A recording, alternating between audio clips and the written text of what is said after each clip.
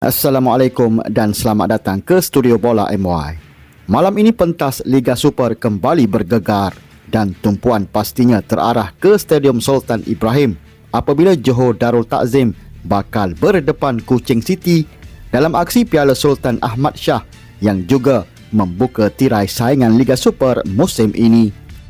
Piala Sultan Ahmad Shah bakal dipertaruhkan dan malam ini Johor Darul Takzim akan turun dengan misi yang cukup jelas memastikan trofi itu terus kekal berada dalam genggaman mereka. Berdepan Kuching City FC dalam aksi sumbangsih yang juga membuka tirai Liga Super di Stadium Sultan Ibrahim, JDT pastinya tidak mahu bermula dengan langkah kiri di hadapan penyokong mereka.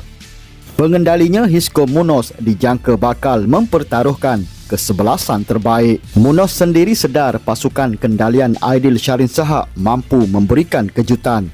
Kuching City dijangka tampil dengan permainan berintensiti tinggi dan mereka juga mempunyai kekuatan ketika melakukan transisi serangan.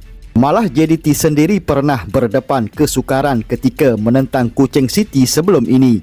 Jadi ini bukan perlawanan yang boleh dianggap mudah bagi Munoz. Perkara paling penting adalah memastikan pemain JDT kekal fokus sepanjang 90 minit permainan dan tidak beraksi dalam tekanan.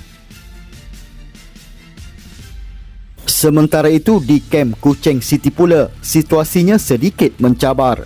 Persiapan mereka dikatakan terjejas selepas beberapa pemain tidak dapat bersama pasukan dalam aksi persahabatan pramusim di Chiang Mai, Thailand. Bukan itu sahaja, Aidil juga perlu merencanakan strategi tanpa dua tonggak utama, Rodney Kelvin dan Jimmy Raymond, yang mengalami kecederaan ketika menjalankan tugas antarabangsa bersama Harimau Malaya.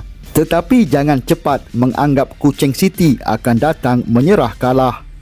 Aidil Syarin tetap optimis dengan semangat dan komitmen yang ditunjukkan anak buahnya sepanjang persiapan. Walaupun berdepan beberapa masalah, beliau percaya pemainnya mampu memberikan aksi terbaik di atas padang. Jadi mampukah JDT mempertahankan Piala Sultan Ahmad Shah di hadapan penyokong sendiri? Atau Kuching City akan mencipta kejutan besar dan melakar sejarah merosakkan pesta pembukaan Liga Super? Sama-sama kita nantikan pertarungan panas malam ini di Stadium Sultan Ibrahim. JDT lawan Kuching City FC. Siapa bakal bermula dengan kemenangan?